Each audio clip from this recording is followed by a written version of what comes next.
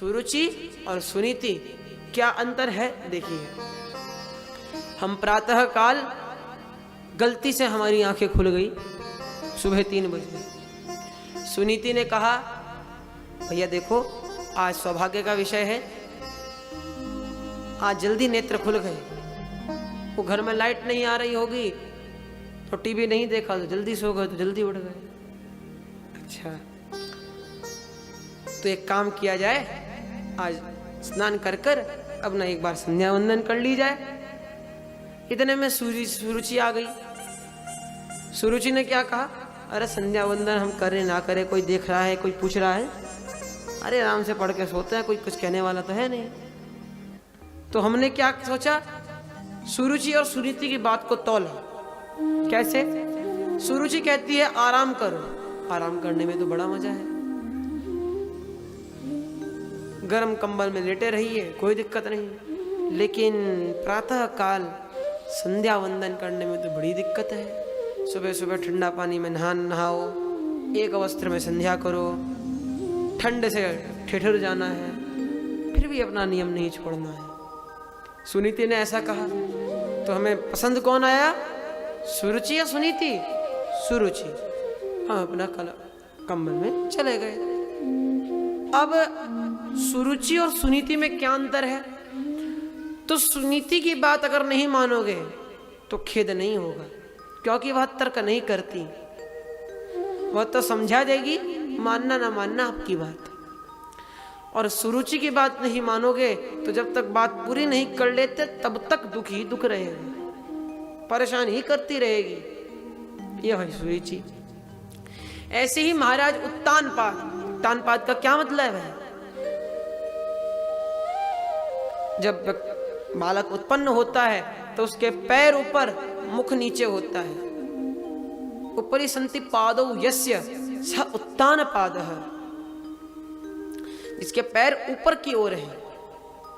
हम उल्टा व्यवहार करते हैं। जब बच्चा उत्पन्न होता है तो जो बच्चा सीधा उत्पन्न होता है उसे कहते हैं उल्टा पैदा हुआ, और जो उल्टा पैदा होता है उसे कहते हैं सीधा पैदा हुआ।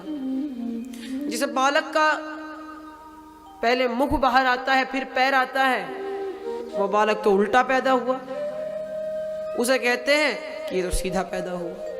लेकिन जिसका पैर पहले आता है मुख बाद में आता है उसे कहते हैं ये उल्टा पैदा हुआ, लेकिन वास्तव में वो सीधा होता है। ये सारी दुनिया उल्टी और सीधी है। उल्टी सीधी के चक्कर में जिंदगी उल्टी हो जाती है। तो हम सब भी उत्तानपाद हैं, कुछ को छोड़ करके। हम सब भी सुरुचि को बहुत पसंद करते हैं, सुरुचि की बात मानना पसंद करते हैं, और सुनीति का सदा तिरस्कार करते रहते हैं। सुरुचि के पुत्र है उत्तम, सुरुचि की बात मानोगे तो मन को उत्तम अच्छा लगेगा। और सुनीति के पुत्र हैं ध्रुव। ध्रुव माने अचल, जो अपने स्थान से हिले न। तो सुनीति की बात मानोगे तो आपको अपने स्वाभिमान से कोई हिला नहीं सकता, कोई डोला नहीं सकता, क्योंकि आप उसका परिणाम ध्रुव है, आप अचल हो जाएंगे। फिर आपको हरि चरणों की भक्ति से कोई दूर नहीं कर सकता। किंतु मानव ऐसा करने से दूर रहते हैं, मानव ऐसा नहीं करते, अतः इसका परिणाम भी उनके अनुरूप ही मिलता है। तो एक बार की बात है, सुनीति के पुत्र ध्रुव जी महाराज अपने पिताजी के पास गए। पिताजी सुरुचि के पुत्र उत्तम को अपनी गोद में बिठा रखे थे, उसके साथ खेल रहे थे। ध्रुव जी की बड़ी इच्छा हुई, पिताजी हमें भी गोद में उठाएं, हमारे साथ भी खेलें। पिताजी से कुछ कह पाते, इतने में सुरुचि आ गई। उन्होंने बड़ा तिरस्कार किया, कहा अरे मूर्ख, तू जानता नहीं तू कौन है, तू दरिद्र है, तेरे पास कुछ नहीं है, तेरे पिता तो उससे प्रेम नहीं करते, तो धूर्त है, तो गोद में बैठाने लायक नहीं है, चला जाओ यहां से। ध्रुव जी ने पूछा, अच्छा छोटी माँ एक बात बताओ, मैं ऐसा क्या करूं जो मुझे पिताजी गोद में उठा ले? तो तो कहती हैं अगर तूने भगवान को प्राप्त कर लिया, अगर तू भगवान का प्यारा हो गया, तो तेरे पिता तुझे जरूर अपनी गोद में बिठाएंगे, गोद छोड़ कंधे पर लेकर जाएंगे। तात्पर्य क्या था? लेकिन भगवत कृपा से ध्रुव जी ने क्या तात्पर्य लिया, या बाल बुद्धि कह लीजिए। सूर्य जी का तात्पर्य यह था कि तू मर जाओ। ध्रुव जी ने सोचा ओहो भगवान का प्यारा बनना है, भगवान जब तक प्रेम नहीं करेंगे तब तक पिताजी भी नहीं करेंगे।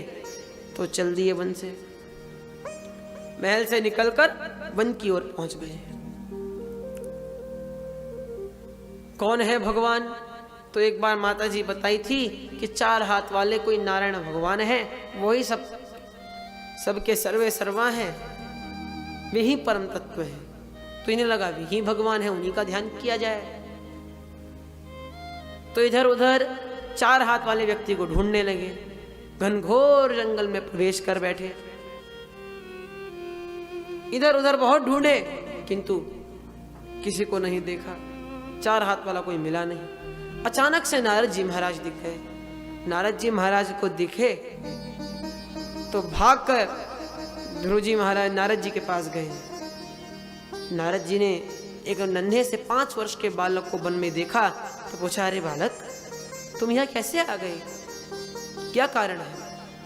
तब ध्रुव जी महाराज ने सब विस्तार अपनी गाथा नारद जी को सुना दी। नारद जी तो गदगद हो गए। अहो तेज है क्षत्रियाणा, धन्य है यह क्षत्रियों का तेज, जो एक नन्हे से बालक का तिरस्कार उसकी माँ ने कर दिया, सौतेली माँ ने कह दिया उसको भला बुरा, तो वो हरि को प्राप्त करने के लिए इस वन में आ गया। किंतु पहले इसको जरा चेक तो कर लूं, जरा ये तो देख लूं कि क्या ये वास्तविकता में हरि को प्राप्त कर सकता है, क्या ये उसके योग्य है। क्योंकि पहले जितने भी गुरु होते थे वे ठोक बजा करके शिष्य बनाते थे,